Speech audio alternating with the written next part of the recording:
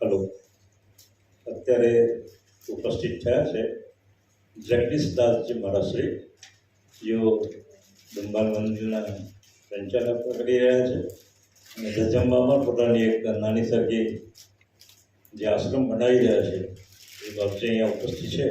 અને આજના એ સેમિસ્ટરમાં પ્રણ સિદ્ધાંત પ્રણ કલ્પતરુ નામના ગ્રંથની કથા અહીંયા કરશે. શ્રીમદ કરુણા સાગર ભગવાન.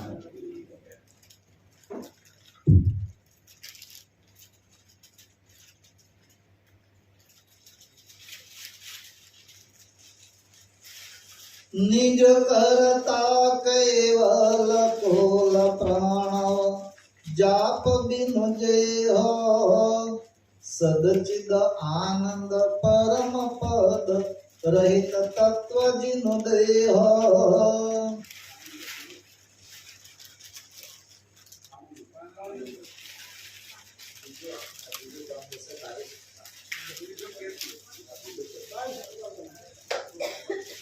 બીજો હેતુ 22મો પાનો.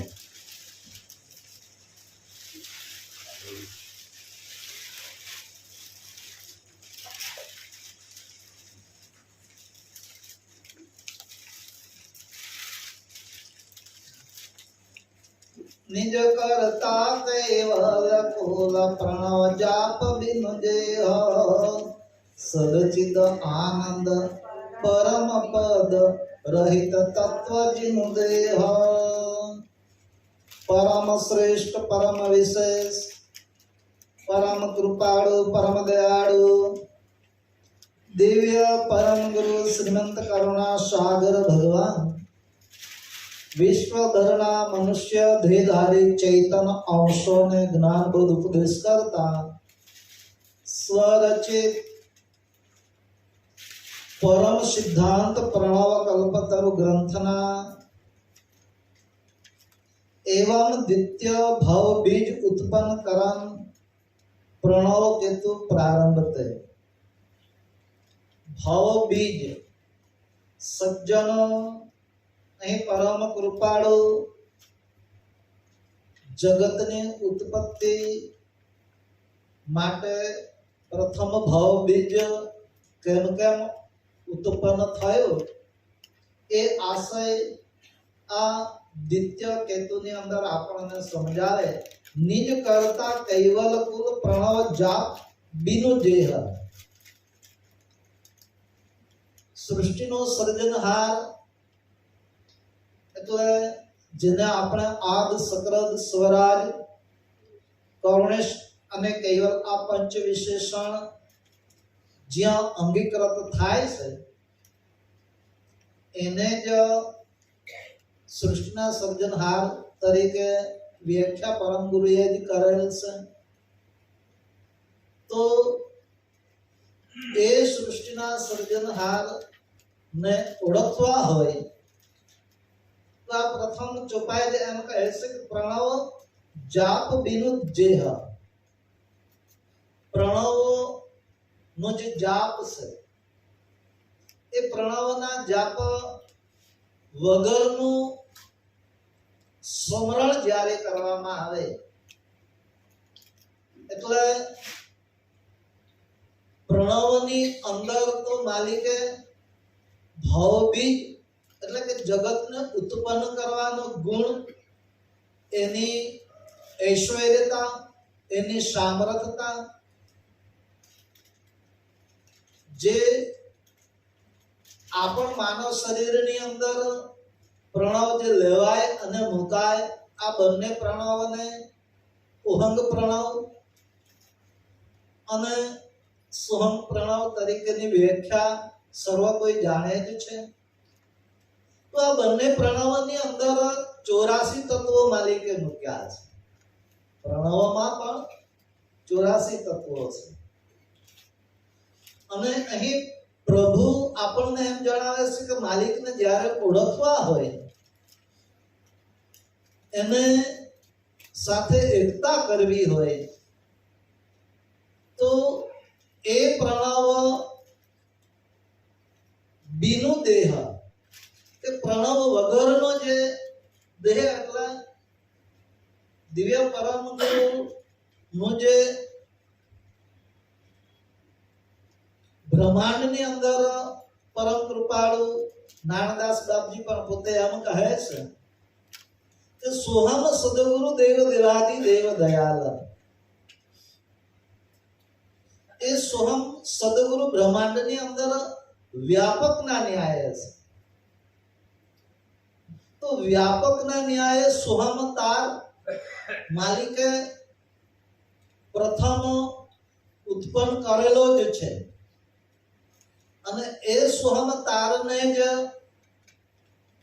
સસંવેદમાં પણ શું કહેવામાં આવે છે કે સોહમ શ્વાસા શ્વસમ હે પ્રણવ પ્રાકૃતમ જેહ અખિલ લોક અંતર જપ વેદ પંચમતે.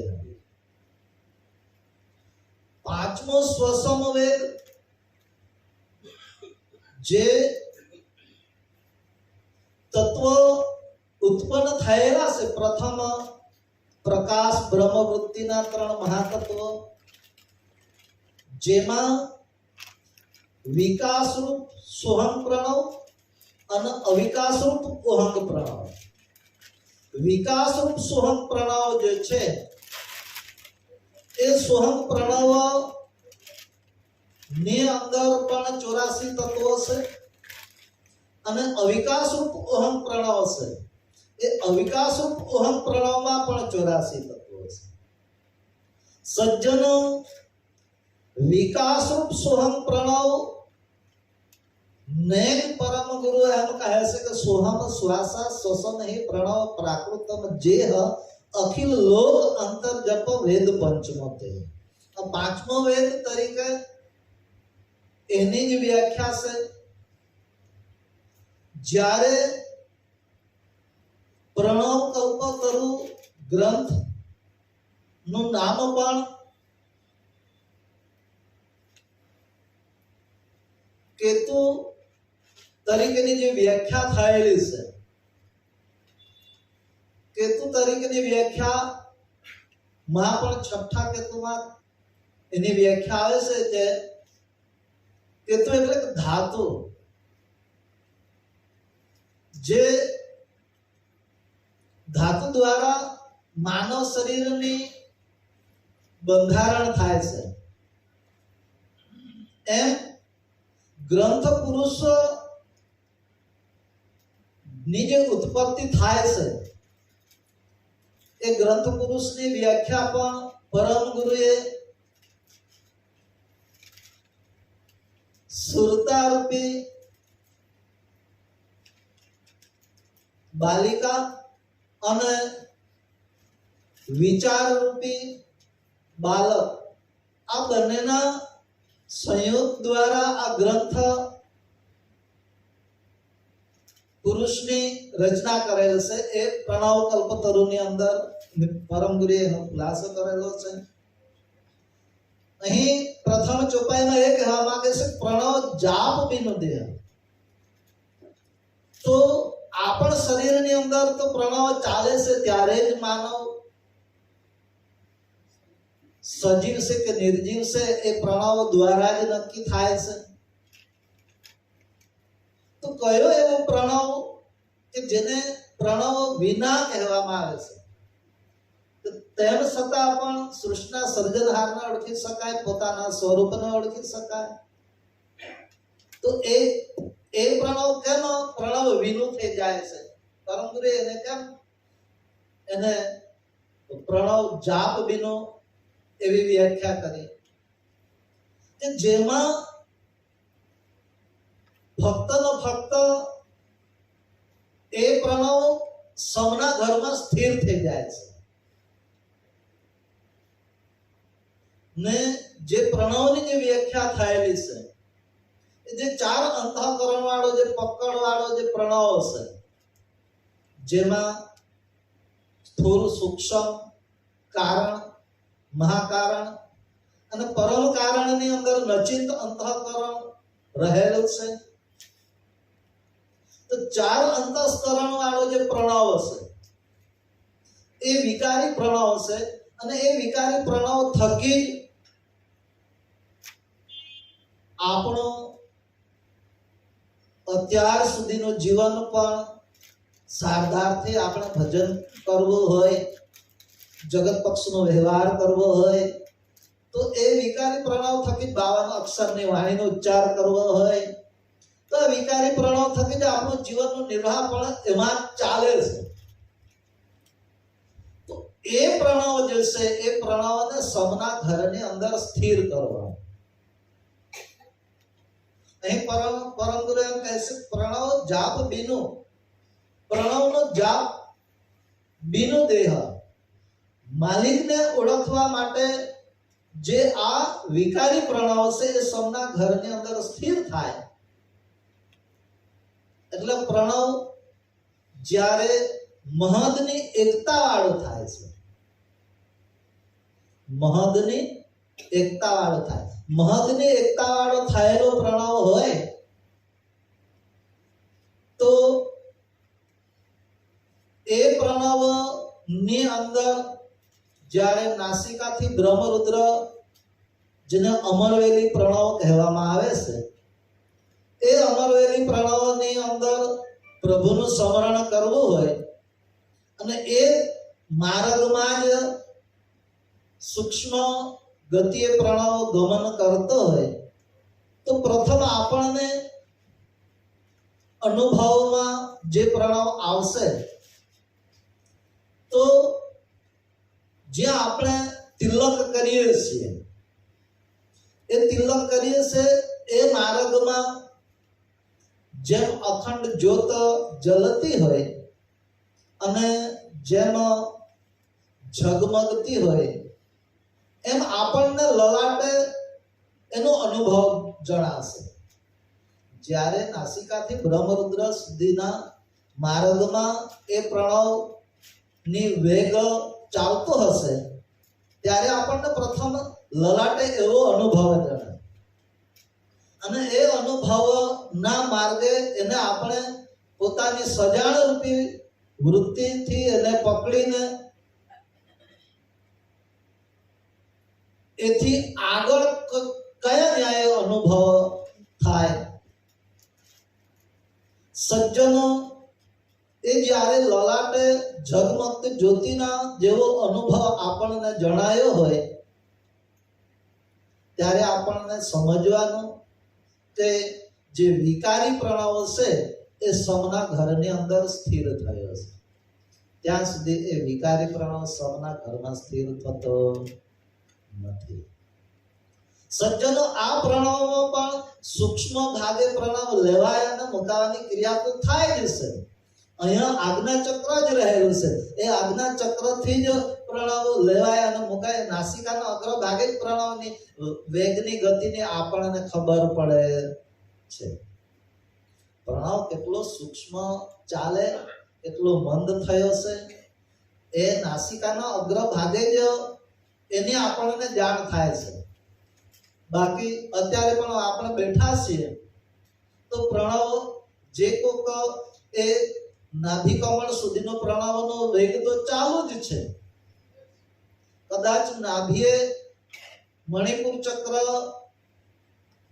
હલનચલનની ક્રિયા થાય ત્યાં આપણને સહજ રીતે ખબર પડે, પણ ઉપરના જે હૃદયનું સ્થાન છે, કંઠના સ્થાન છે, ત્યાં જે પ્રણવ નો જે વ્યવહાર છે એ કેમ ખબર પડતો નથી, એનો કેમ સૂક્ષ્મ એની ગતિ રહેલી છે.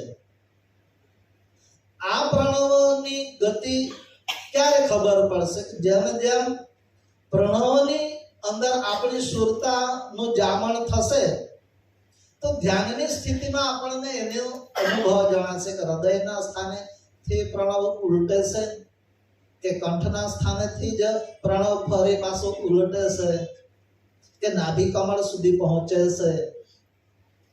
એવી ગમ પણ ક્યારે થશે કે પ્રણવની સાથે સુરતા હશે ત્યારે આપણને ખબર પડશે.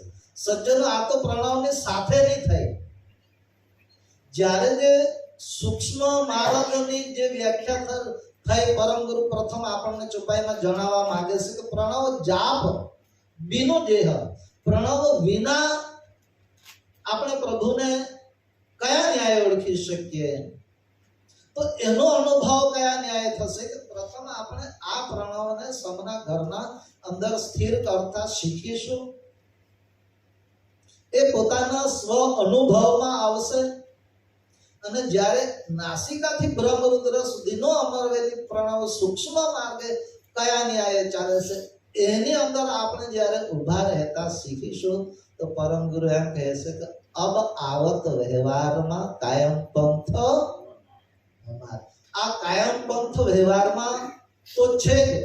આપણે શબ્દનો ઉચ્ચાર કરીએ, લલાટે તિલક ધારણ કરવું, ગ્રંથનું વાંચન કરવું, સવાર સાંજની ઉપાસના કરવી, ધ્યાન ભજનમાં બેસવું. ધ્યાન ભજનમાં બેસવું ત્યાં સુધી વ્યવહારમાં જ છે. જ્યોતિ સ્વરૂપ નિરંજન તત્વ આપણને અનુભવમાં આવે ત્યાં સુધી વ્યવહાર જ કહેવાય. કારણ કે નિરંજન લોકને ધારણ કરીને રહેલું નિરંજન તત્વ, નિરંજન લોકને ધારણ કરીને રહેલું નિરંજન તત્વ એટલે બ્રહ્મરુદ્રની અંદર સહસ્ત્રદળ કમળના મધ્ય જ્યોતિ સ્વરૂપનો અનુભવ કરાવે આપણને.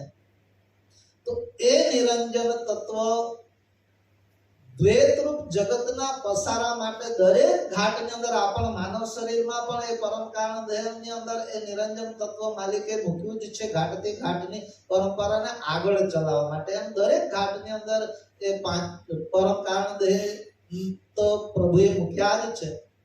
એટલે ઘાટથી ઘાટની પરંપરા ચાલે જ છે. એ નિરંજન તત્વનો અનુભવ થાય ત્યાં સુધી આપણને લૌકિક અનુભવ જ કહેવાય. તેમ છતાં એને અગમની વ્યાખ્યા થાય. મહાપુરુષો ઘણી જગ્યાએ એને પણ અગમ તરીકેની વ્યાખ્યા કરેલી છે.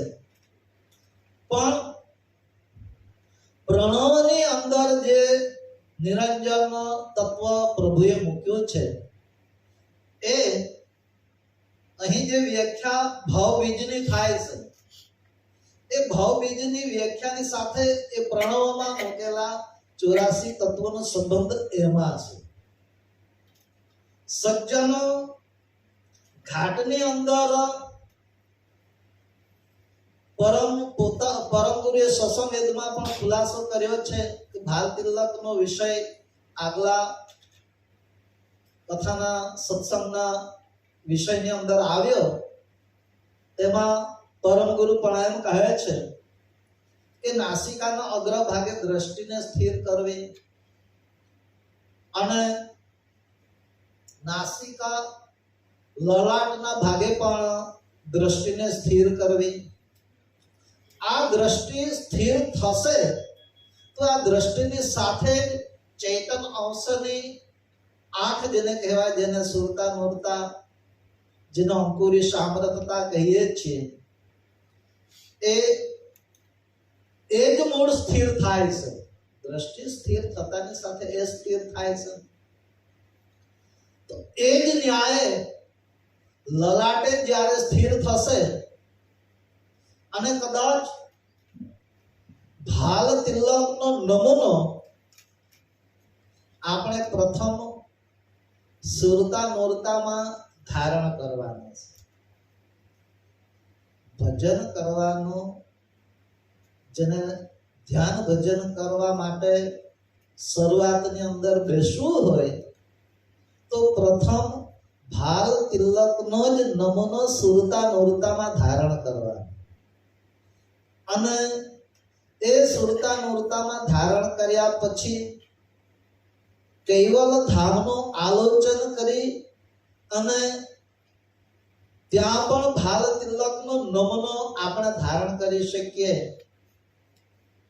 અને એ ન્યાય પ્રભુનું સ્મરણ કરીએ. અણીના અગ્ર ભાગે ભાલ તિલકનો અણીનો અગ્ર એટલે અણિયાળો જે ઉપરનો ટોચનો જે ભાગ છે એ ટોચના ભાગે પ્રભુનું સ્મરણ કરવામાં આવે તો ત્યાં આપણું શું બચશે? પછી પ્રણવ બચશે કે પછી શું બચશે આપણી પાસે? સજ્જનો પ્રણવ તો પ્રથમ શાંત થઈ ગયો છે. સમના ઘરની અંદર પ્રણવ સ્થિર પણ થઈ ગયો છે. અને બ્રહ્માંડની અંદર સુરતા નોરતાના ભાવ તિલકના અણી અગ્રના ન્યાયે જામણ કર્યું હોય, બ્રહ્માંડમાં ભાવ તિલકનો નમૂનો સુરતા નોરતા દ્વારા જામણ કર્યું હોય તો ત્યાં અંકુર બંધાય કે નહીં? તો એ બ્રહ્માંડની અંદર જે અંકુર બંધાયો ભાવ તિલકના ન્યાયે, અને બ્રહ્માંડમાં જ્યારે અંકુર બંધાયો ભાવ તિલકના ન્યાયે, તો ત્યાં જે અંકુર બંધાય એ શાના દ્વારા બંધાશે? એ ફક્ત ને ફક્ત સુરતા નૂરતામાં, સુરતા નૂરતાની સાથે ચૈતન અંશની સજાણ રૂપી વૃત્તિ જ કામ કરે. ચૈતન અંશનું શું કામ કરશે? સજાણ રૂપી વૃત્તિ જ કામ કરશે. જાણ રૂપી વૃત્તિએ, સજાણ રૂપી વૃત્તિએ કરીને જ ત્યાં ભાવ તિલકનો નમૂનો બંધાશે. ને આ નમૂનાએ જ્યારે આપણે ભાવ અર્પણ કરીશું, ચૈતન અંશને શું અર્પણ કરવાનું છે? પોતાની પાસે આપેલી આરત, ચૈતન અંશને જે આરત આપેલી છે એ આરતનું અર્પણ કરવાનું છે. આ બ્રહ્માંડની અંદર જ્યારે આપણે નમૂનો ધારણ કરીને જ્યારે આપણે આરત અર્પણ કરતા થઈ ગયા, ત્યારે આપણે વાસ્તવિક કાયમપંથી કહેવાશું. બાકી તો અબ આવત વ્યવહારમાં કાયમપંથ હોનાર. આપણે ત્યાં સુધી તો વ્યવહારમાં જ ગણાય છે. જ્યારે બ્રહ્માંડની અંદર ભાવ તિલકનો નમૂનો ધારણ કરી શકીએ, ત્યાં આપણે આરતને અર્પણ કરી શકીએ, ત્યારે આપણે અલૌકિક માર્ગની અંદર, કાયમ પંથની અંદર ઊભા રહેતા શીખ્યા છે એમ ગણાશે. એટલે સત્સંગમાં એ પણ લખ્યું છે કે તમે એક વખત કાયમ પંથમાં ઊભા રહેતા શીખો. અને ઊભા રહેતા શીખવું હોય તો નાનું બાળક પ્રથમ ઊભા રહેતા શીખવું હોય તો નાના બાળકને દિવાલના ટેકાની જરૂર પડશે. કંઈક ખુરશી ટેબલ પકડીને ઊભા રહેતા શીખશે, કંઈક બીજા વ્યક્તિના હાથ પગને પકડીને ઊભા રહેતા શીખશે. આધાર વિના ઊભા રહેતા શીખાતું નથી. આધાર જોઈશે. એમ આપણે પણ કાયમ પંથની અંદર ઊભા રહેતા શીખવું હશે તો આપણી પાસે શું આધાર હશે? તો આધારના રૂપમાં જ આપણને આ જેને સદગુરુના સતચરણની વ્યાખ્યા થાય છે. સદગુરુના સતચરણ, આ સતચરણ એ દિવ્ય પરમ ગુરુના ચરણ છે. એ દિવ્ય પરમ ગુરુના ચરણનો આપણને આધાર લેવો પડશે. એના માધ્યમ દ્વારા જ આપણે પોતાના સ્વરૂપે પણ થઈ શકીશું, દિવ્ય પરમ ગુરુના પણ ઓળખી શકાશું. દિવ્ય પરમ ગુરુની સાથે એકતા કરવાનો લાભ પણ કોના દ્વારા મળશે? એમના જ દ્વારા. એમનું જ મહદ સદગુરુનું સ્વરૂપ બ્રહ્માંડની અંદર છે જ. એ વ્યાપક વિભુ છે જ. એ વ્યાપક વિભુનું જ નામ મહદ સદગુરુ છે, જેને નાણદાસ બાપજી સોહમ સદગુરુ તરીકેની વ્યાખ્યા કરે છે. પણ એની સાથે એકતામાં રહેવા માટે પ્રથમ આપણને જે જરૂર છે એ પ્રથમ જરૂર તો સૌ પ્રથમ તો પ્રણવની સાથે કરવું પડે. પરમ ગુરુ ભલે અહીંયા આપણને એ એમ કહેતા હોય કે પ્રણવ જાપ બિનું જેહ, પ્રણવ વિના પ્રણવ કેમ કેમ સૌના ઘરની અંદર સ્થિર થાય, પ્રણવ વિના જે સુરતા નૂરતાથી કેમ કેમ સ્મરણ કરવું, પછી સજાણ રૂપી પોતાની વૃત્તિ કેમ કેમ પ્રભુનું સ્મરણ કરવું, ત્યાં સુધી આપણને જવા માટે પ્રણવનો સહારો લેવો પડશે. પણ આ જે ચોપાઈ છે તે નિજ કરતા કૈવલ કુલ પ્રણવ જાપ બિનુ જેહ સદચિદ આનંદ પરમ પદ રહિત તત્વ જીનો દેહ. આ વ્યાખ્યા અધિકારી ગણ માટે છે કે જેની સુરતા મૂર્તાનું જામણ બ્રહ્માંડમાં થઈ શકતું હોય તો એ સુરતા મૂર્તા દ્વારા થઈ શકે છે, સજા મૂર્તિ વૃત્તિ દ્વારા થઈ શકે છે. એવા જે અધિકારી હોય એ અધિકારી એ પ્રણવ નો સહારાને એને જરૂર પડે. કારણ કે એની તો વૃત્તિ પોતાની વૃત્તિએ કરીને જામણ થઈ શકે છે. સુરતા મૂર્તા જે વ્યાખ્યા થાય છે એ તત્વ વિનાની છે, પ્રણવ વિનાનું એની વ્યાખ્યા છે. કારણ કે અંકુરી સામરથતા છે. અંકુરી સામરથતા તો માલિકે પ્રથમ અંકુરી સામરથતા તત્વોની અંદર પ્રેરિત કરેલી છે. અંકુરી સામરથતા તો માલિકે પ્રથમ તત્વોની અંદર પ્રેરિત કર્યા છે અને પછીથી બધા તત્વોનું નિર્માણ કર્યું છે. તો એ અંકુરી સામરથતા પ્રથમ કયા ન્યાયે તત્વોની અંદર આવી હશે? જેને અક્કલ, આરત, સુરતા, મૂર્તા, નિજ ચૈતન્યતા, ઉપજણ, એને અંકુરી સામરથતા કહેવામાં આવે. તો એ અંકુરી સામરથતા તત્વોની અંદર પ્રથમ કયા ન્યાય બ્રહ્મની અંદર તત્વો પરિપક્વ કરવામાં આવ્યા એવું પ્રભુ લખે છે ગ્રંથોમાં. તો તત્વ તો બ્રહ્મ તો ભાવાભાવ રહિત છે, ગુણ ધર્મ વિનાનું છે, સંકલ્પ વિનાનું છે. તો એમાં તો તત્વને પરિપક્વ કરવાનો ગુણ તો છે નથી. તો કયા ન્યાય તત્વો પરિપક્વ થાય? અને તત્વો પરિપક્વ થયા એવું પણ કયા ન્યાય કહી શકાય? કે જ્યાં સુધી જેને અંકુરી સામરથતા તત્વોની અંદર સંપૂર્ણપણે એકમેક ના થઈ જાય ત્યાં સુધી તત્વ પરિપક્વ થતા નથી. તો એ અંકુરી સામરથતા આખર ક્યાં સમાઈને રહેલું છે? કે જેને અંકુરી સામરથતા કહેવાય. જગત ઉત્પન્ન કરવાનો ગુણ જેને કહેવાય. જગત ઉત્પન્ન કરવાનો ગુણ, એ જગત ઉત્પન્ન કરવાનો ગુણ પ્રભુએ સામા મૂક્યો છે. તો કે ઉપજણ એ દિવ્ય પરમ ગુરુનું એટલે કે સકર્તા માલિકનું બીજું સ્વરૂપ કહેવામાં આવે છે. ઉપજણ એ સકર્તા માલિકનું બીજું સ્વરૂપ કહેવામાં આવે છે. તો આ ઉપજણ એ દિવ્ય પરમ ગુરુનું સોહંગ સ્વરૂપ પણ કહેવામાં આવે છે.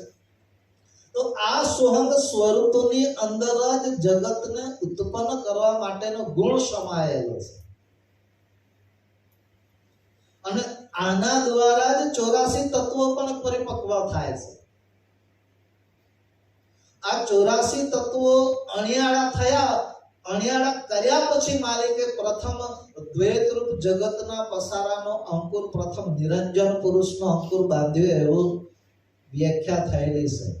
દ્વૈત રૂપ જગતના પસારામાં પ્રથમ નિરંજન પુરુષ છે. તો એ નિરંજન પુરુષનો પ્રથમ અંકુર બાંધ્યો છે. જે તે 84 લાખ પ્રકારના ઘાટોના અંકુરો પછીથી બાંધ્યા છે. એ ઈચ્છા ક્રિયાવૃત્તિ દ્વારા અંકુરો, ઘાટના અંકુરો તો ડીબા બાંધ્યા છે.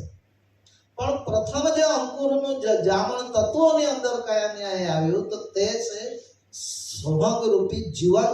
એ સોહંગના જીવનથી જ તત્વો પરિપક્વ થાય છે.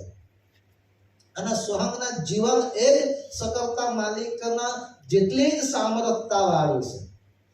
એટલે જ્યારે એ જે ભૂમિકા તૈયાર થઈ, જેમાં પ્રકાશ બ્રહ્મવૃત્તિ, સંજમ ભોગવૃત્તિ, ઈચ્છાવૃત્તિ, ક્રિયાવૃત્તિ, સજીવન વૃત્તિ, આ પાંચે વૃત્તિઓનો જ્યાં એકી સાથે ભેગું થવું, આ સામરથતા ભેગી થઈ, એ જે ભૂમિકા તૈયાર થઈ, એ ભૂમિકાનું નામ છે સચ્ચિદાનંદ.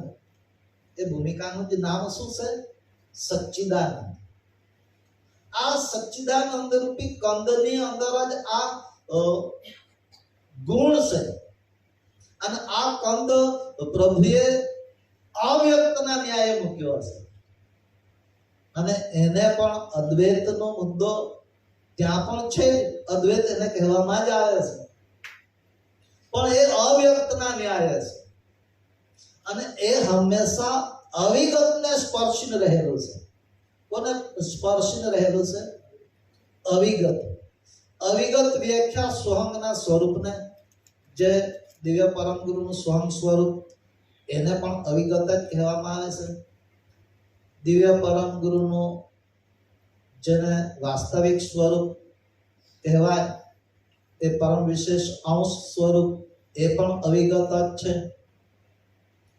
બધા જ અંશો અવિગત જ છે. જેને સકર્તા માલિક આદિ સકૃત સ્વરાજ કર્ણેશ અને કૈવલ આ પંચ વિશેષણનું આરોપણ થાય છે એ અવિગત છે.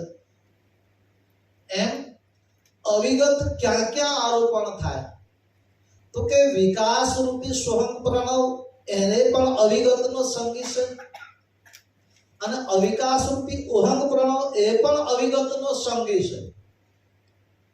એ અવિગતના સંગી કયા ન્યાય કીધા તો કે એમાં સામ્રતતા ભરેલી છે.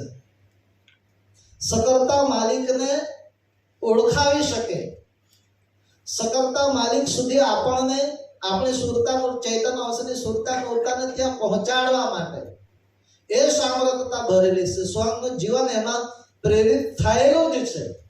એ સોહમના તાર જ્યાં સુધી દ્વૈતરૂપ જગત છે ત્યાંથી માલિક સુધી સળંગ સૂત્રવત છે. સજ્જન પ્રણવની અંદર સોહમનું જીવન ભરપૂર છે. એ પ્રણવમાં રહેલા જીવનને આપણે જોતા શીખીશું. પ્રણવમાં કયા ન્યાયે સોહમનું જીવન પ્રભુએ મૂક્યું છે એ જ્યારે આપણને દેખાશે અંતરની આંખ દ્વારા અને એ જ્યારે દેખાવા લાગે ત્યારે દિવ્ય પરમ ગુરુ પોતે જે પદ્ય વિભાગમાં એમ કહે છે કે હું દૂરે નથી, નજીકે નથી. જૈસા રૂપ હંમેશા સસ્વ સુહંગ પદ કૈસા હો મેરે સંતો, સસ્વ સુહંગ પદ કૈસા. તો જૈસા રૂપ હંમેશા, હું જે સ્થિતિએ છું એની એ સ્થિતિઓ સદાના માટે હું તમારી સાથે. પરમ ગુરુ એક ખુલાસો કરે છે પણ તે ક્યારે સદાને માટે આપણી સાથે જ છે એવો અહેસાસ આપણને ખુદને ક્યારે આવશે કે જ્યારે પ્રથમ આપણે સુરતા પ્રથમ તો પ્રણવની સાથે ગમન કરતા શીખશે. પ્રણવ સૌના ઘરમાં સ્થિર થશે. બ્રહ્માંડની અંદર રહેલા ગતિને આપણે જોતા શીખીશું. પ્રણવની અંદર પડેલા સોહમના જીવનને આપણે જોતા નિરખતા થઈશું. એટલે પરમ ગુરુ પોતે એમ કહે છે કે નિરખ અને નિર્મળ દ્રષ્ટિએ નૂર. નૂર એટલે નૂરનો અર્થ જ થાય છે પ્રકાશ. તો કોનો પ્રકાશ જોવાનો છે આપણે? જેને આપણે સકર્તા માલિકનો પરમ પ્રકાશ એટલે બ્રહ્મ. બ્રહ્મની જ સજાતિનો પ્રણવ છે. બ્રહ્મની જ સજાતિનો પ્રણવ છે. આ પ્રણવની અંદર જ આપણે માલિકનું સોહમનું જીવન કયા ન્યાય ઉતરી આવ્યું છે પ્રણવની સાથે એની સાથે આપણે એકતા કરો. દિવ્ય પરમ ગુરુ કેટલો આપણને અંદરનો જાણ જણાવવા માંગે છે કે સદ ચિદ આનંદ. સદ એટલે બીજો, એ બીજો એટલે ઈચ્છા વૃત્તિ છે. બીજક એટલે શું છે? ઈચ્છા વૃત્તિ. ઈચ્છા વૃત્તિની અંદર 72 તત્વો છે. નિરંજન તત્વથી લઈને અવ્યાકૃત થી લઈને ગુણગણ બધા તત્વોનો સમાવેશ થઈ જાય છે. આ સદ બીજક ચિદ રૂપી અંકુર અને અમિત આનંદ ચિકાસ, એનું જ નામ સચ્ચિદાનંદ છે. સજ્જનો આ કંદનું બંધારણ માલિકે બ્રહ્માંડની અંદર કર્યું. એની મહાન મૂર્તિનું સ્થાપન થયું જેમાંથી દ્વૈતરૂપ જગતનો પસારો થાય, દ્વૈતરૂપ જગતને જીવન આપવામાં આવે છે. આ આપવામાં આવતું જીવનને 4 વેદોની દ્રષ્ટિ જોઈ શકી છે. જે તત્વવાળું જે પોષણ છે, 84 તત્વોથી ભરેલું જે પોષણ છે, આ પોષણને જોઈ વેદો એમ કહે છે કે આમાંથી જગત ઉત્પન્ન થાય છે. આપણા હિન્દુઓ પણ વ્યાપકમાં માને છે, ઈસાઈઓ પણ વ્યાપકમાં માને છે, ઈસાઈ પણ વ્યાપકમાં માને છે. વ્યાપકની માન્યતા જે દ્રઢ થવા પક્ષે કારણ પણ આ જ છે. બ્રહ્માંડની અંદર આ વિભુ ભરપૂર ભરેલું છે, ઠસોઠસ ભરાયેલું છે અને વ્યાપક થઈને રહેલું છે બ્રહ્મની સાથે.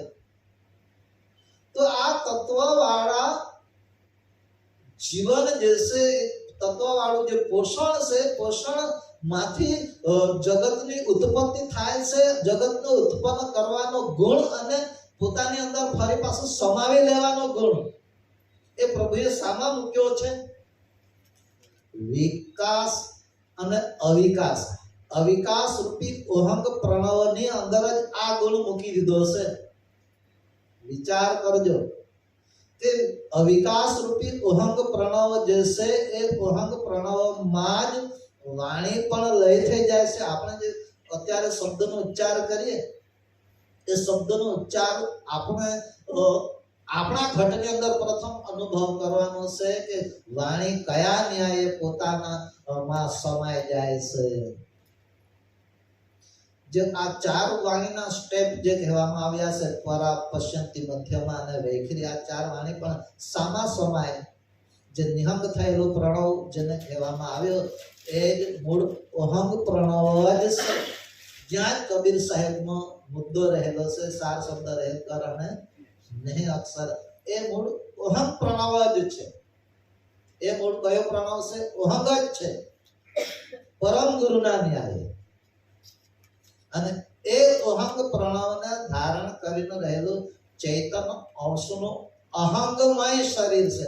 આ અહંગમય શરીર દ્વારા આ ચૈતન્ય અંશની ત્રણ લક્ષણ આપણા શરીરમાં કામ કરે: જાણપણું, ક્રિયાશક્તિ અને ચેતના.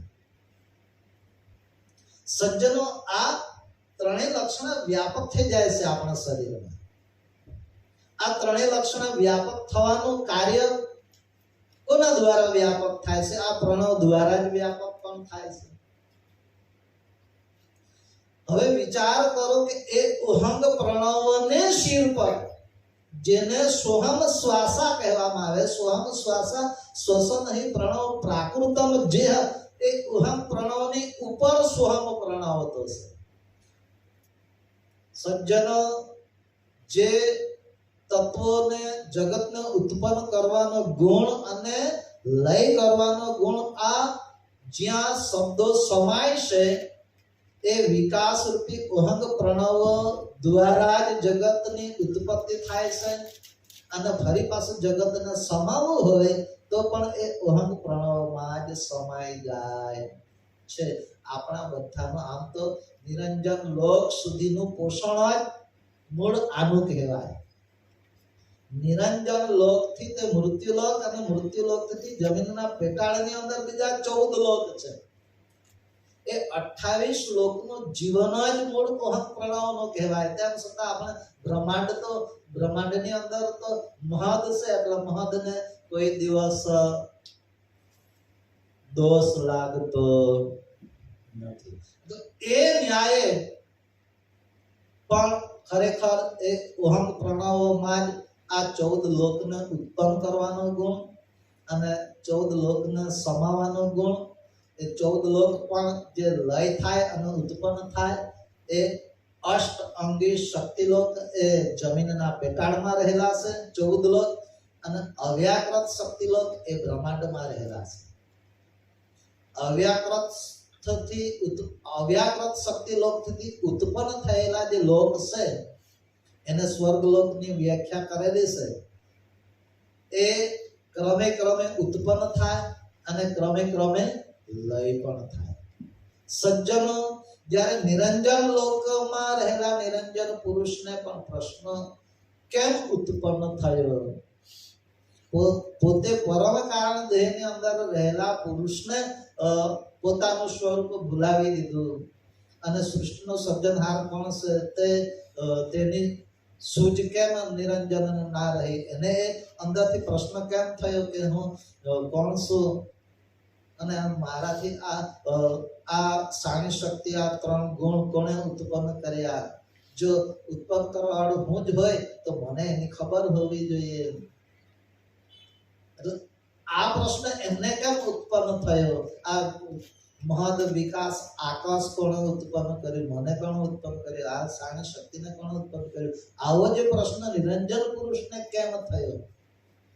નિરંજન લોકને ધારણ કરીને રહેલા નિરંજન પુરુષને આ પ્રશ્ન થયો છે. એટલે બ્રહ્માંડની અંદર જે અવ્યક્ત અને પરિભ્રમ અને અવ્યક્ત પુરુષ, નિરંજન લોકની પરે અવ્યક્ત પુરુષ અને પરિભ્રમ જ્યાં સાથે રહેલા છે એમાં જગતને ઉત્પન્ન કરવાનો ગુણ અને લય કરવાનો ગુણ એમાં છે. તો પરિભ્રમ તરીકેની જ્યાં વ્યાખ્યા થાય એ પરિભ્રમ તરીકેની વ્યાખ્યા થાય છે એ સચ્ચિદાનંદ ની શાખા. આપણે સચ્ચિદાનંદ શાખા કી જે એવું બોલીએ છીએ. પછી બ્રહ્મ ક્ષેત્ર કી જે. તો બ્રહ્મરૂપી ક્ષેત્ર છે. બ્રહ્મરૂપી ક્ષેત્ર કોણે નક્કી કરેલું છે? તો કે સૃષ્ટિના સર્જનહાર જેને આદ સતત સ્વરાજ કૌણેશ અને કેવલ આ પંચ વિશેષણનું આરોપણ થાય છે. એમણે જ આ બ્રહ્મનું ક્ષેત્ર નક્કી થયેલું છે કે મારે આટલા જ ક્ષેત્રફળની અંદર આ જગતની ઉત્પત્તિ કરવાની છે. એનું જે નામ છે એને જ બ્રહ્મ ક્ષેત્ર કહેવામાં આવે. સજ્જનો, બ્રહ્મ ક્ષેત્રને જ પરિભ્રમ સમજી લેવાની જરૂર નથી. બ્રહ્મ ક્ષેત્ર એ માલિકે નક્કી કરેલું છે, પણ આ બ્રહ્મના ક્ષેત્રની અંદર અરૂપ જે કંદ બંધાયો, અરૂપ જે વૈરાટ થયું, એ અરૂપ રૂપી વૈરાટના વૃક્ષની જે શાખા એનું નામ સચ્ચિદાનંદ ની શાખા કહેવાય. એ સચ્ચિદાનંદ રૂપી શાખાએ લાગેલું ફળ, સચ્ચિદાનંદ રૂપી શાખાએ લાગેલું ફળ એટલે જેમાં 28 લોકનો સમાવેશ થાય છે એને મહિમંડ ઈંડ કહેવામાં આવ્યું છે. એને કયું ઈંડ કહેવામાં આવ્યું છે? મહિમંડ ઈંડ. મહી એટલે પૃથ્વી પણ થાય છે. મહી એટલે પૃથ્વી થાય છે. અને આ મહીરૂપી પૃથ્વી ની અંદર દ્વૈત રૂપ જગતના પસારાનો બીજનો વાવેતર પરમ ગુરુએ કર્યું એટલે મહાસુદ બીજ. આપણે જે મહાસુદ બીજ ઉજવીએ છીએ, મહા મહિનામાં ઉજવાય છે, એ તો છે જ, પણ મૂળ તો રહસ્ય ક્યાં છુપાયેલું છે? બ્રહ્માંડની અંદર મહીરૂપી પૃથ્વીની અંદર દ્વૈતરૂપ જગતનો ખિલાવણ કરવા માટેનું જે અંકુર બંધાયું એનું જ નામ મહાસુદ બીજ. સજ્જનો, અને એ મહાસુદ બીજ નું જે અંકુર બંધાયું સચ્ચિદાનંદ શાખાએ લાગેલું એક ફળ કહેવાય છે. એ કોની સાથે લાગેલું? ફળ ક્યાં લાગે છે? હંમેશા ડાળીએ તો લાગે, પણ જે ડાળીએ જ્યાં નાભીનું સ્થાન હોય, દરેક વૃક્ષને એક બધી દરેક વૃક્ષે જુદી જુદી જગ્યાએ નાભી કમળ માલિકે મૂક્યું છે. કોકને નાની ડાળીએ નાભી મૂકી હોય, કોકને મોટી ડાળીએ નાભી મૂકી. નાભીએ જ ફળ આવે, ફૂલ અને ફળ નાભીએ આવે. એ માલિકનો ન્યાય છે. એમ એ જ્યાંથી જેને ગતરૂપી આકાશ કહેવામાં આવે છે, એ ગતરૂપી આકાશ એ જ શબ્દ આકાશ છે, ને શબ્દ આકાશ એ જ સચ્ચિદાનંદ છે, ને સચ્ચિદાનંદ એ જ પરિભ્રમ છે. સચ્ચિદાનંદ એ જ પરિભ્રમ છે. સજ્જનો, જ્યાંથી નાભી નું સ્થાન એટલે અરૂપ રૂપી વૈરાટ ની નાભી કહેવાય. હવે નાભીથી પ્રણવ લેવાય અને મુકાય. એટલે ઓહંગ પ્રણવ અને સોહંગ પ્રણવની જે વ્યાખ્યા થાય એ ક્યાંથી થાય? નાભીએથી થાય છે. તો સજ્જનો, આપણે નાભીએથી આપણે અનુભવ કરવાનો, અને એ ન્યાય જ્યારે બ્રહ્માંડની અંદર જોતા શીખીશું અને બ્રહ્માંડમાં જ્યારે સુરતાનું જામણ થશે અને હંમેશા મોકાતા પ્રણવે ભાવ ભરવાનો છે. આપણે જે ભાવને અર્પણ કરવાનો છે એ કયા પ્રણવોની સાથે અર્પણ કરવાનો છે? મુખાતા પ્રણવે. પણ સજ્જનો, આ નાભી કમળ વાળો પ્રણવને સૌના ઘરમાં સ્થિર કર્યા પછી જેને સત ચરણની વ્યાખ્યા નો આપણને અનુભવ થાય. આ સત ચરણની અંદર ભાવ જે અર્પણ કરવાનો છે એ મુકાતા પ્રણવ છે. તો કાયમ પંથ સસંગ વેદ જે કહેવામાં આવે છે એ પણ ફક્ત ને ફક્ત મુકાતા પ્રણવને જ, પણ બ્રહ્મરુદ્રથી નાસિકા સુધી ચાલતા અમરવેદી જે મુકાતો પ્રણવ છે એને શ્વસન વેદ કહેવામાં આવે છે. લેવાતો પ્રણવને નહીં, મુકાતા પ્રણવને, અને મુકાતા પ્રણવમાં જ ભાવ અર્પણ કરવાનો છે. સદચિદ આનંદ પરમ પદ રહિત તત્વ જીનું દેહ, અને એમાં સજ્જનો જ્યારે આપણો ભાવ અર્પણ થશે ત્યારે આપણી શુરતા ફક્ત ને ફક્ત કોને નિરખતી થશે? દિવ્ય પરમ ગુરુનું જે જીવન તત્વની અંદર કેમ ઉતરી આવ્યું છે એ ઉતરી આવેલા જીવનને જ્યારે આપણી સુરતા પકડમાં લેશે, આપણી સુરતા એને સ્પર્શ કરી શકશે, ત્યારે તત્વો બધા જ શું થઈ જશે? પોતાની જગ્યાએ સૌના ઘરમાં સ્થિર થઈ જશે. એટલે અહીં પરમ ગુરુ એમ કહે છે કે તત્વ વિનું જે સોહમનું જીવન તત્વ વિનાનું છે, પણ કયા ન્યાય બાદ થશે? સૌના ઘરમાં સ્થિર થશે. એને આપણે પોતાના આ વ્યાખ્યા હવે તમારે પોતે સમજવી હશે તો શું વાણી દ્વારા કોઈ તમને સમજાવશે અને સમજાઈ જશે એવું બનવાનું નથી. એટલે તેના માટે દરેકે દરેક ભગવતી જનોએ પોતાની ભક્તિની કમાણી દ્વારા જ બધાને એ આશય સમજાશે.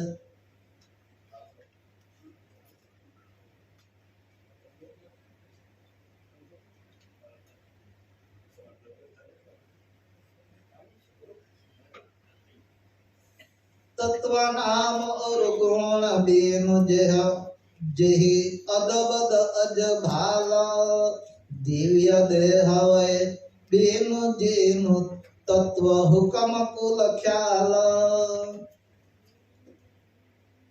तत्व नाम और गुण बिनु जेहि अदबद अज भाल.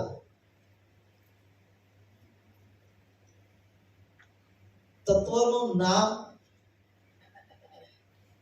તો 84 તત્વો સહિત જેમાં પ્રકાશ બ્રહ્મવૃત્તિના પણ તત્વો, સંયમ ભવવૃત્તિના પણ તત્વો, ઈચ્છાવૃત્તિ અને છેલ્લે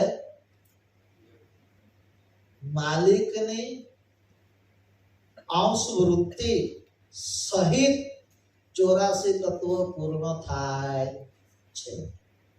માલિકે જે અંશ વૃત્તિ ધારણ કરી એ અંશ વૃત્તિનો સમાવેશ તત્વોની સાથે થાય છે, પણ અંશો જે ઉત્પન્ન થયા એ અંશો તો તત્વ વિનાના છે. એને તત્વોની સાથે એની સરખામણી થતી નથી, પણ અંશ વૃત્તિ સહિત 84 તત્વો પૂરા થાય છે. સજ્જનો જ્યારે આપણા માનવ શરીરનું બંધારણ થાય છે એ પિતાના દુંધની અંદર 84 તત્વો માલિકે મૂક્યા જ છે. તો વિકાસ તો ફક્ત 72 તત્વોનો જ થવાનો છે. જે માનવ શરીર દેખાય, જે પંચ સ્થૂળ સૂક્ષ્મ કારણ, મહાકારણ અને પરમ કારણ, આ પંચ તત્વોનો જે દેહ જે છે, આ પંચ તત્વો પ્રમાણે પ્રધાન્યતા પ્રમાણે દેહનો જે વિકાસ થાય છે એ તો ઈચ્છા વૃત્તિના 72 તત્વોનો જ વિકાસ થાય છે. પણ એની અંદર બીજા 12 તત્વોનો વિકાસ તો 72 તત્વોના વિકાસની સાથે સાથે થયા જ કરે છે. એ તો પોતાની સરળ ગતિવાળા એ તત્વો છે.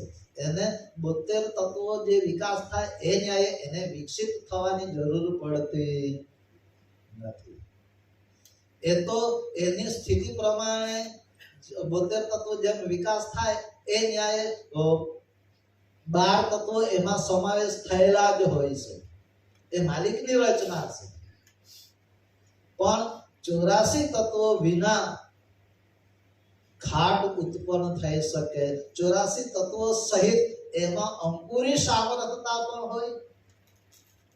વિચાર તો કરો, 84 તત્વો ની સાથે અંકુરી સામર્થ્યતા જો પ્રભુએ મૂકી ના હોય તો એવો ઘાટ કોઈ દિવસ બંધાય નહીં.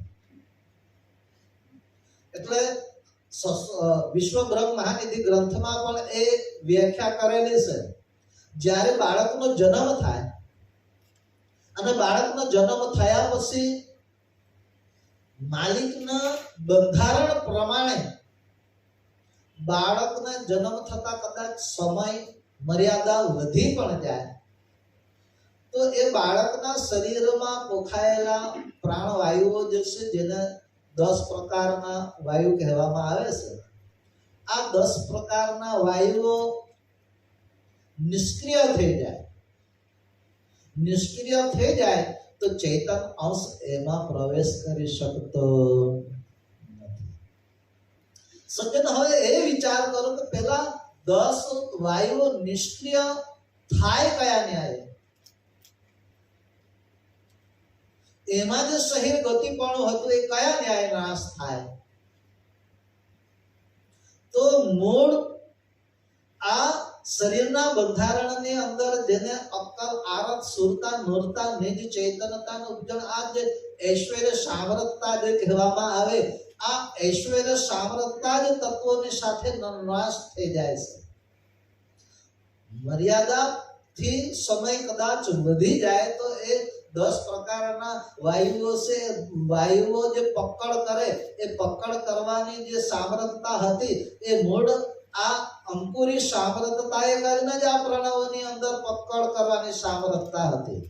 આ અંકુરી સામર્થ્યતા પેલા પ્રણવોની અંદર 10 પ્રકારના વાયુઓની અંદર સમય મર્યાદાને લઈને કદાચ વધી જાય તો એ પ્રાણો નિષ્ક્રિય થઈ જાય તો આવનાર ચૈતન્ય અંશ પણ અંકુરી સામર્થ્યતા જોડે લઈને આવવાનો છે.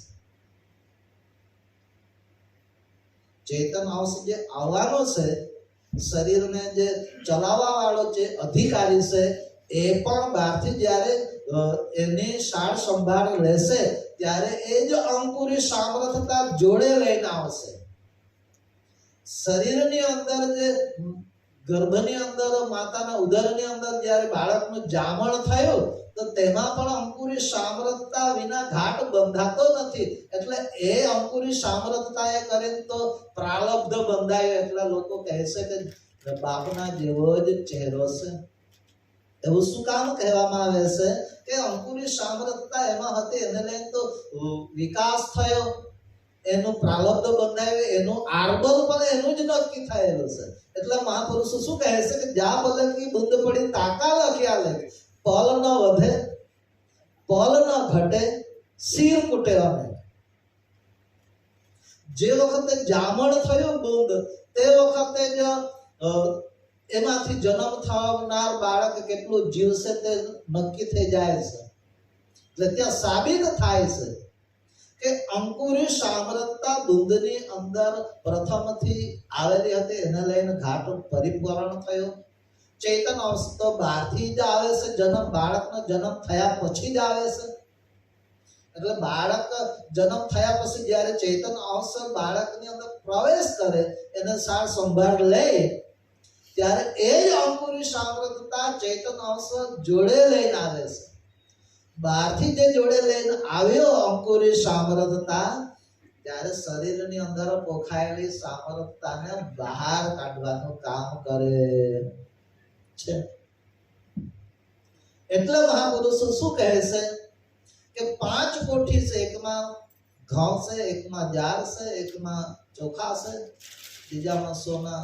એમ 5 કોઠીની અંદર જુદા જુદા પ્રકારના ધાન ભર્યા હોય અને 5 કોઠીની અંદર એક એક વ્યક્તિને ઉતારવામાં આવે તો જે કોઠીમાં જે ભરેલું હોય એ જ બહાર કાઢવાનું છે. એમ જા પલકે બુંદ પડી તાકા લખ્યા લેખ એ ન્યાયે પાંચ તત્વનો જે દેહ બંધારણ થયો, પૃથ્વી જળ આકાશ, પૃથ્વી જળ અગ્નિ વાયુ અને આકાશ, આ પ્રમાણે પંચ દેહનું બંધારણ થયું. સ્થૂલ સૂક્ષ્મ કારણ મહાકારણ અને પરમ કારણ, આ પાંચ દેહ નિર્માણ થયા. આ પંચ દેહ પ્રમાણે સામ્રાજ્યતા જુદી જુદી બંધારણ થયેલી છે. આ તો પંચ દેહ પ્રમાણે. પછી પ્રણવનો દેહ, એમ સામ્રાજ્યતા નોખી છે તો પાંચ તત્વ પ્રમાણે, પંચ કોઠી પ્રમાણે સામ્રાજ્યતા જે ભૂમિકાની અંદર રહીને ચેતન અંશ વૃત્તિ પ્રમાણે એ આનંદ કિલ્લોલ કરે. જે ભૂમિકાની અંદર પોતાની સજાણ રૂપી વૃત્તિ દ્વારા વહીવટ કરવાનો હોય એ પ્રમાણે એ ભૂમિકામાં રહીને ખેલ કરે છે. ચેતન અંશ તો પોતાના તખત ઉપર જ રહેશે, પોતાનું તખત છોડીને કોઈ જગ્યાએ એ જઈ શકતો નથી. પણ એ વૃત્તિ એમની સજાણ રૂપી વૃત્તિ પડેલી છે. સજાણ રૂપી વૃત્તિએ કરીને જ માલિક તો મહદ સજાણ જાણશે. માલિક તો મહદ સજાણ જાણશે, જેને આપણે પરમ વિશેષ અંશ કહીએ છીએ. એ પરમ વિશેષ અંશને જ આદ, સત્રદ, સ્વરાજ, કૌણેશ અને કૈવલ, આ પંચ વિશેષણનું આરોપણ આ પરમ વિશેષ અંશને જ થાય છે. મહદ સજાણ જાણ સ્વરૂપની વ્યાખ્યા ગ્રંથોમાં થયેલી છે, એ પણ આદ પરમ વિશેષ અંશને જ થાય છે. સર્વજ્ઞ હંગ ની વ્યાખ્યા એ પણ પરમ વિશેષ અંશને જ થાય છે. સજ્જનો પરમ વિશેષ અંશનું જ સ્વરૂપ દિવ્ય પરમ ગુરુનું છે અને એ જ પરમ ગુરુનું જ સ્વરૂપ મહદ સદગુરુનું છે. તો મહદ સદગુરુ બ્રહ્માંડમાં કયા ન્યાય છે? મહદ સદગુરુનું સ્વરૂપ બ્રહ્માંડમાં ઓળખી શકવું અને દિવ્ય પરમ ગુરુનું પરમ વિશેષ અંશ સ્વરૂપ, સદગુરુનું સ્વરૂપ અને પરમ વિશેષ અંશ સ્વરૂપ, આ બંને સ્વરૂપને આપણે અનુભવ કરવાનો છે કે મહદ સદગુરુનું સ્વરૂપ આ ન્યાય છે અને પરમ વિશેષ અંશ સ્વરૂપ આ ન્યાય છે. તો આ બે સ્વરૂપને અનુભવ આપણે કોના આધારે કરી શકીએ? એના આધાર આપણને આ માનવ શરીરની અંદર આધાર જોઈએ છે. કારણ કે માનવ શરીર દ્વારા આપણને આ સ્થાની જગતની અંદર અનંત કલ્પોથી આપણી સુરતા જગતની અંદર હેરાયેલી છે. એટલે આપણી સુરતામાં તો જગત છે જ, એટલે સુરતા તો બહાર નીકળી જ ગયેલી છે, પણ સાથે સાથે મૂર્તા પણ જગતમાં જ ફસાયેલી.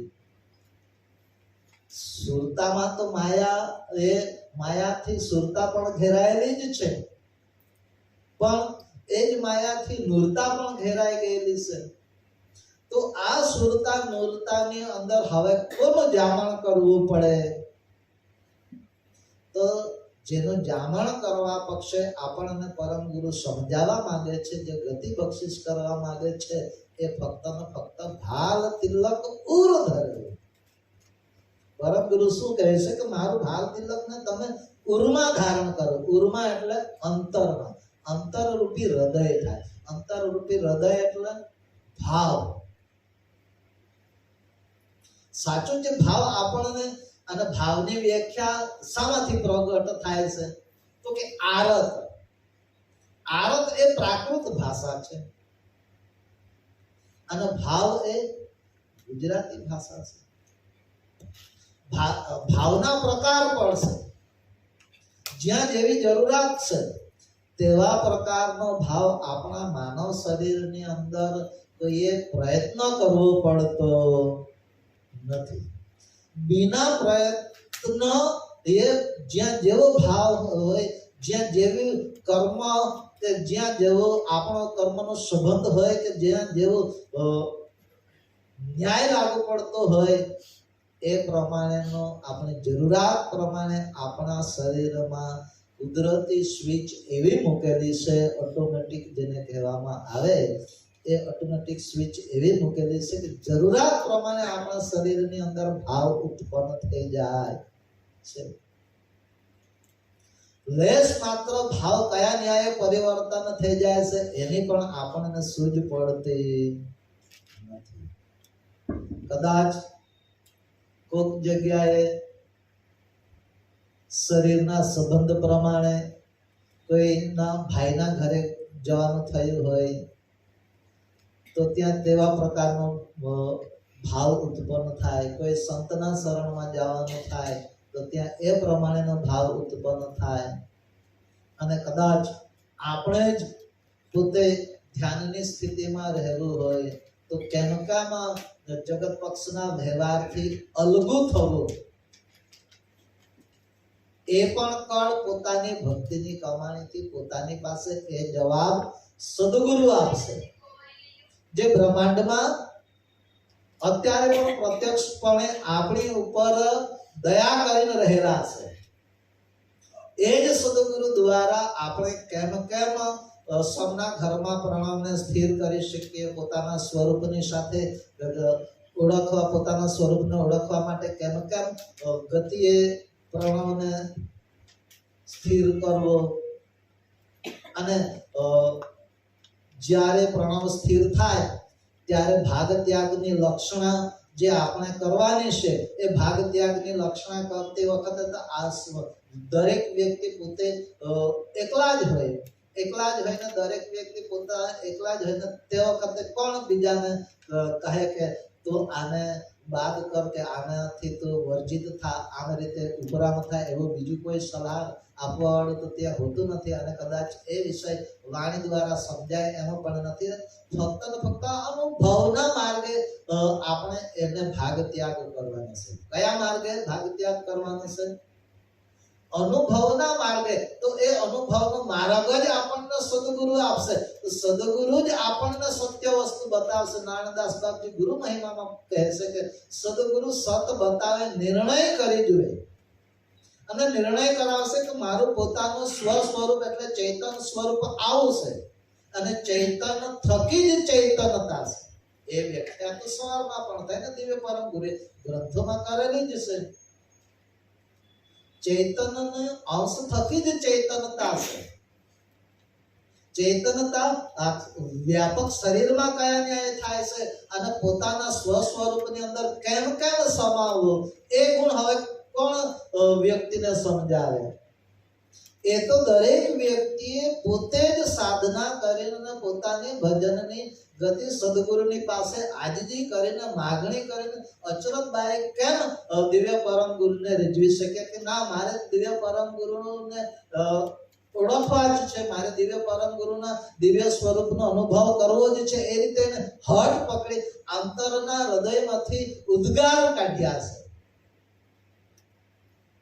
અંતરના હૃદયમાંથી ઉદ્ગારો કાઢ્યા છે વિનંતી કરતી વખતે. તો શું આપણે દિવ્ય પરમ ગુરુને પાસે કંઈક માગણી કરતી વખતે આપણાથી ઉદ્ગાર ના નીકળે? આપણે પણ ઉદ્ગાર કાઢવા પડશે. જ્યારે અંતરનો સાચો ઉદ્ગાર જ્યારે નીકળશે અને એ ઉદ્ગાર દિવ્ય પરમ ગુરુ બ્રહ્માંડની અંદર આપણો ભાવ વ્યક્ત થઈ જશે તો દિવ્ય પરમ ગુરુને અંગીકાર થતા વાર લાગતી.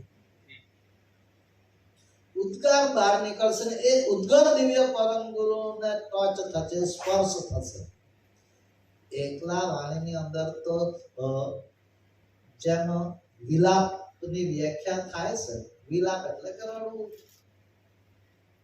એમ આપણે સવાર સાંજની ઉપાસના કરીએ એમાં શબ્દનો ઉચ્ચાર તો કરીએ જ છે, પણ એ શબ્દનો ઉચ્ચારની અંદર સાચો અંતરનો ભાવ ઉદ્ગાર નીકળે છે કે કેમ એ બીજો વ્યક્તિ બીજાને સમજાવી શકે એમ નહીં. પોતાના જ અંતર આત્માની પાસે જવાબ આવશે. ત્યાં તો રોમ રોમ જાગૃત થઈ જશે, ગળું ગદગદિત થઈ જાય ગળું ગદગદિત પણ થઈ જાય અને કેટલાકથી તો રડવું પણ આવે છે, કેટલાક તો વાણીનો ઉચ્ચાર કરતા કરતા રડવા લાગે છે. મેં તો એવા વ્યક્તિઓને જોયા પણ છે, સવાર સાંજની ઉપાસના કરતા હોય તો રડતા રડતા પણ ઉપાસના કરવા લાગે છે. કેટલાકને એવા પણ વ્યક્તિઓ છે કે જે ગ્રંથનું વાંચન કરતા કરતા પણ રડે છે.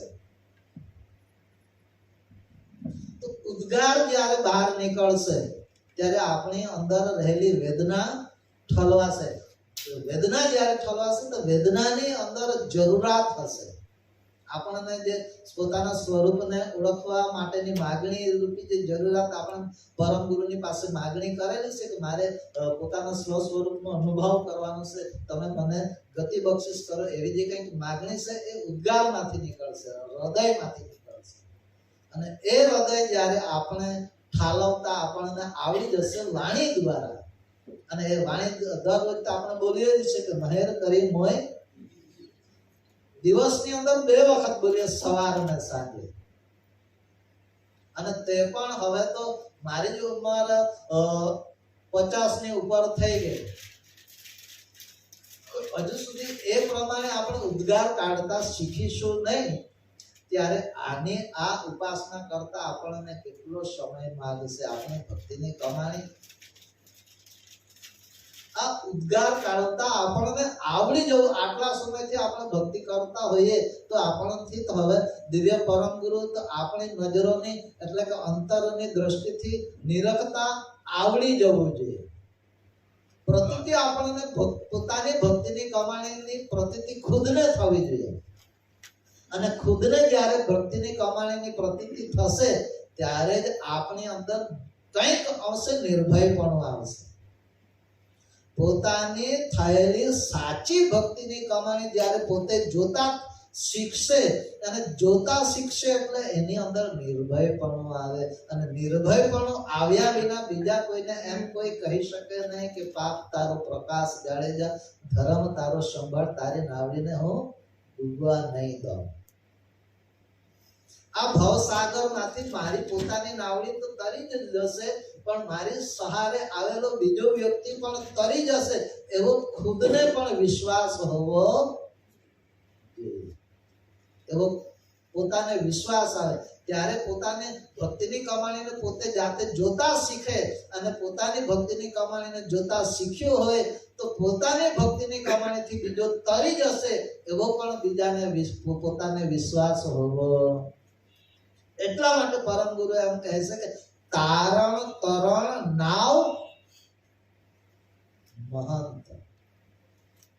મહંત તરીકેની વ્યાખ્યા નાવનું દ્રષ્ટાંત આપ્યું કે નાવડીની અંદર જે વ્યક્તિ બેસે છે એ બેસનાર વ્યક્તિને નાવડી દ્વારા ભવસાગર તરાવી શકે છે. કારણ કે નાવ તો પોતે તો તરે છે, પણ એની અંદર બીજો વ્યક્તિ બેસે તો એ પણ તરી શકે છે. એમ જે દિવ્ય પરમ ગુરુ છે એ દિવ્ય પરમ ગુરુ તો એ પોતે આ ચૈતન્ય અંશોને, દરેક ચૈતન્ય અંશોને કૈવલ ધામ લઈ જવા માટે જ ભવસાગરને તારવા માટે જ આવ્યા છે. અને એ તારવા માટે આવ્યા છે તો એમના અનુભવના વચનો છે. આપણે જે વિચાર કરીએ છીએ જે ક ખ ગ વગેરે અક્ષરોથી લખાયેલા છે, આ લખાયેલા અક્ષરો બધા જ મંત્રો છે. અને મંત્રો એ દિવ્ય પરમ ગુરુનો ઉદ્ગાર જ છે. અને ઉદ્ગારથી દિવ્ય પરમ ગુરુનો ઉદ્ગારથી જ નીકળેલો છે. તો આપણે પણ આ વચનોને ઉદ્ગાર કાઢીને એને સમજવાનું છે. એ અનુભવના વચનો છે. એ અનુભવના વચનોને આપણે પણ પ્રણવની સાથે જ આપણને પણ અનુભવ જણાશે. અનુભવ જે આપણને જણાશે એ પ્રણવ સહિત જણાશે. પણ પ્રણવ સહિત અનુભવ જણાવવા વાળા દિવ્ય પરમ ગુરુ છે. એમનું જ સદગુરુનું સ્વરૂપ છે.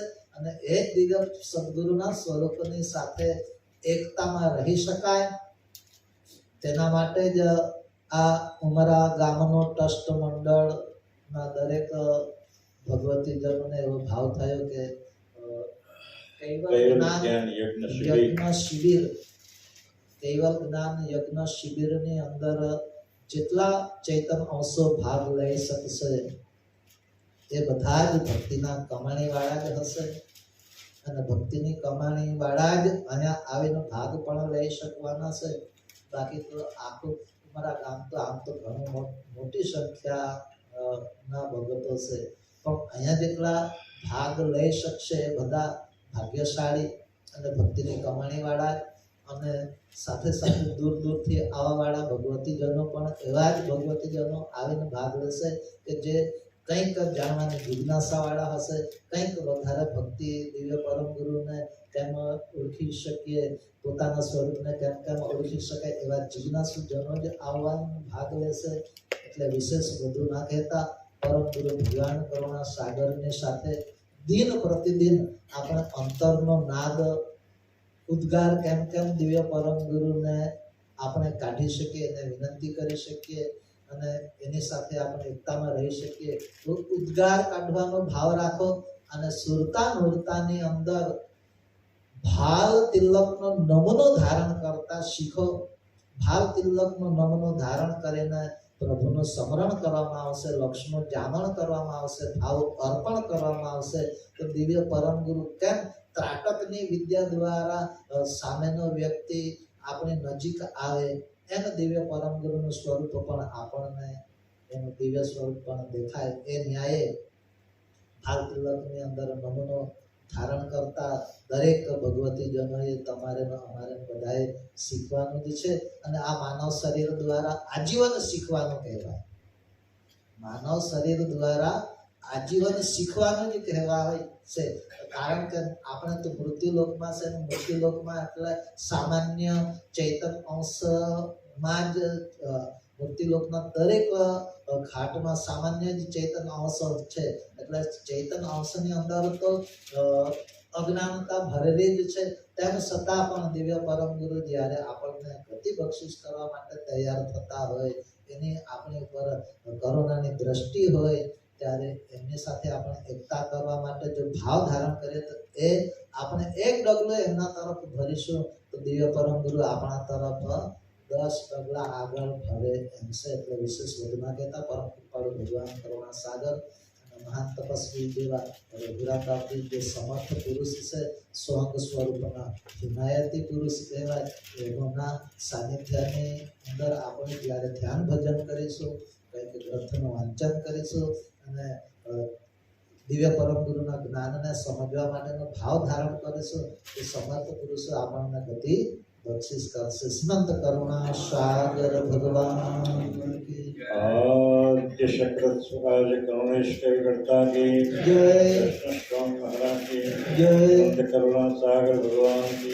जय, नगेश सागर महाराज की जय, महान तपस्वी जगदम्बा महाराज की जय, परमहंस कृपानंद महाराज की जय, विष्णुदास जी महाराज की जय, दास जी महाराज की जय, दास जी महाराज की जय, विचरदास जी महाराज की जय, सर्व संतन की जय, सर्व देवन की जय, केवल धाम की जय, गली सारसा पुरी की जय, कायम पंथ की जय, ज्ञान संप्रदाय की जय, भार तिलक की जय, पंचम प्रथम वेद की जय, जगास्थानिक जय, प्रणव विष्णु का सब कैवल देवशाहे